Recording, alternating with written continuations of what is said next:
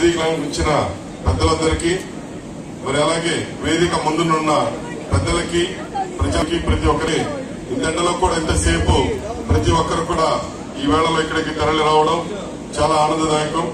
నాకు మీరందరూ తెలుపుతున్న ఈ సంఘీభావాన్ని నేను నిజంగా నా జన్మాంతం నేను గుర్తుండి పెట్టుకుంటానని మీ అందరికీ ప్రతి ఒక్కరికి పేరు పేరున నమస్కారం తెలియజేసుకుంటా ఉన్నాను. నేను ఎప్పుడు కూడా ఎవరి చుట్టూ తిరిగి నేను ఎక్కడా కూడా ప్రతిలాడి నేను నాకు టికెట్ ఇవ్వండి అని అడగలేదు.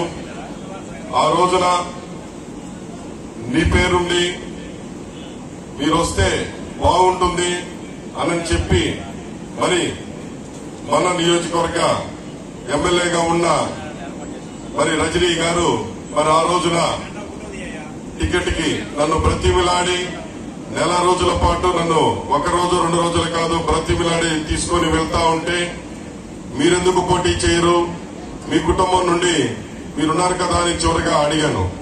ఆ రోజున కూడా మాకు ఆ అవసరం లేదు అని అన్నప్పుడు మరి ఏంటి పరిస్థితి, మరి మిగతా వాళ్ళందరూ మనల్ని నమ్ముకుని ఎంతో మంది చేశారు కదా, మరి వాళ్ళందరి పరిస్థితి ఏంటంటే నీకు పోటీ చేయాలని ఉంది కదా, గతంలో కూడా పలుసార్లు మాటల్లో చెప్పున్నావు కదా అని అన్నారు. అవును నిజమే, మీరు నిజంగా మనస్ఫూర్తిగా చేస్తాను అని అన్నప్పుడు నా బిడ్డల మీద ఒట్టు అని మరి వాళ్ళ మరిది గారు కూడా నాకు వాళ్ళ బిడ్డల మీద ఒట్టు అని చెప్తే మనం నమ్ముతాం కాబట్టి నమ్మాం. అప్పటికే తెలిసింది 3-4 వేల మందికి ఇలాంటి ఒట్టేశారు ఎన్నో పనుల మీద. ఆ తర్వాత తెలిసింది నాకు. అప్పుడు 2వ రోజు నాకు నా పేరు ఏదైతే టీవీలో ప్రకటన వచ్చిన తర్వాత మరి గౌరవనీయులను మన ప్రీతమ ముఖ్యమంత్రి వర్యులు నా పేరు ప్రకటించిన తర్వాత 2వ రోజునే నువ్వు ఒక్కడివే ఎలా చేసుకుంటావు అని అన్నారు.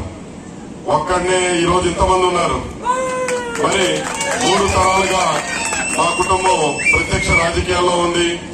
మరి 4వ తరం నేను వాస్తవంగా మొదట నుండి సిపిఐ పార్టీ నుండి వచ్చిన కుటుంబం మాది. మరి ఏ రోజు కూడా భయపడి వెనకడుగు వేసే భావాలున్న కుటుంబం కాదు. మరి ఎవరైతే అధిష్టానం అని చెప్పి అధిష్టానాన్ని తప్పుడు దోవ పట్టించిన ఏకైక వ్యక్తి ఎవరైనా ఉన్నారు అనంటే తప్పుడు దోవ పట్టించడానికి కోట్ల రూపాయలు ఖర్చు పెడతా ఉన్న మనిషి ఎవరైనా ఉన్నారు అనంటే శ్రీమతి విడుదల రజనీ గారు.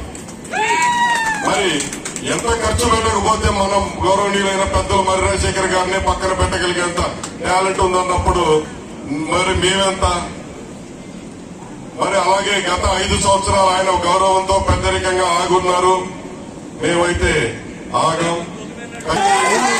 నేను చెప్పినట్టు గడప గడప తిరుగుతాము. ఇప్పుడు పాపం వేరే వ్యక్తిని తీసుకొని వచ్చారు.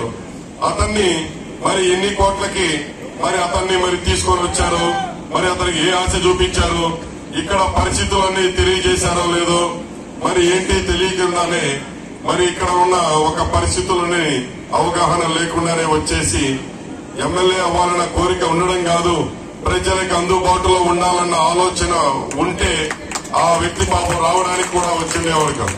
మేముంటాం, మా కుటుంబం ఉండి చూసుకునేది, మీకే ఇబ్బంది లేదని చెప్పి తీసుకొచ్చుంటారు. గెలిచాకో లేకపోతే ఓడాకో నువ్వు తిరిగి మళ్లీ వెళ్లి హ్యాపీగా నువ్వు గుంటూరులో నువ్వు ఉండొచ్చు. లేకపోతే ఇక్కడ మా కుటుంబం ఉంది ఎప్పట్లాగే మేము రేషన్ మాఫియాని మరి ఎప్పట్లాగే పనులకి ఉద్యోగాలకి 2 లక్షల నుంచి మొదలుపెట్టి 8 లక్షల దాకా 10 లక్షల దాకా తీసుకోవచ్చు. మరి అలాగే ఎన్నికలకి కోవిడ్ సమయంలో కూడా మా లాంటి వాళ్ళు ప్రజాప్రతినిధుల దగ్గర నుండి వసూలు చేసిన డబ్బులతో చేసి విఆర్ ఫౌండేషన్ అని మనం పెట్టుకోవచ్చు. మరి ఇంకా చెప్పుకుంటూ పోతే నా దగ్గర నిన్న ఫేస్బుక్ లో చూస్తా ఉన్నాను, నేను సోషల్ మీడియా అని ప్రతి పార్టీకి ఉంది. ఏమన్నా ఉంది కదా, ఉన్న సోషల్ మీడియా ఎవరికి వారు చండాలమైన మాటలతో అసభ్యకరంగా మరి ప్రతి ఒక్కరిని హింసిస్తా ఉంటున్నారు. అది 2 పార్టీల్లోనూ 3 పార్టీల్లోనూ జరుగుతూనే ఉంది. కానీ నేను వచ్చిన మొదటి రోజే సోషల్ మీడియాని పిలిచి ఎవరు ఎటువంటి కామెంట్లు పొరపాటున పెట్టినా కూడా నాతో వద్దు. మీరు ఒక 60 మంది వచ్చారు, 70 మందో 80 మందో ఉన్నామంటున్నారు నియోజకవర్గంలో సోషల్ మీడియా వాళ్ళు. మీరందరూ మీ చుట్టుపక్కల ప్రాంతాల్లో జరుగుతున్న ఇబ్బందులు, కుటుంబాలకు ఎవరికైనా జరుగుతున్న అన్యాయాలుంటే నాకు పర్సనల్ కొత్తగా పోస్టు పెట్టండి, వెంటనే ఇమీడియట్ గా మా మనుషులు వచ్చి వాళ్ళని కలిసి వాళ్ళ ఇబ్బందులని సరిచేస్తాం. సోషల్ మీడియాగా మేము చేస్తున్న ఈ రోజు మీటింగ్ ఉంది, రేపు మీటింగ్ ఉంది, ఏదైనా పనులు ఉన్నాయి, అవి ప్రజలకు తెలిసే విధంగా తెలియజేయండి తప్ప మేము వీరులం సూరలం కంచుకోట, మా కంచుకోట బద్దలకొట్టది, కంచుకోట గుంటూరులో కట్టుకోవడానికి వెళ్ళాం. మొన్న కంచుకోట అని పాట రాయించుకున్నాం, ఈ రోజు గుంటూరులో కట్టుకుంటున్నాం ఇంకో కోట.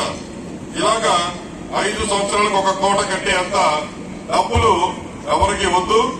మామూలుగా ఇక్కడే ఉండి మనం పాటలు రాయించుకొని సోషల్ మీడియాలో డబ్బాలు కొట్టించుకోవద్దు అని చెప్పే నేను కేవలం ఆ పాట కూడా నా పేరు మీద ఉన్న పాట ఒకటి ఏదైతే మన పార్టీది ఉందో తెలుగుదేశం వాళ్ళు రాసిచ్చారు. అది తెలుగుదేశంలో ఉంటున్న నాకు బాగా దగ్గర ఉన్న యాదవ సామాజిక వర్గానికి సంబంధించిన యాదవ రాజులు రాయించిన పాట.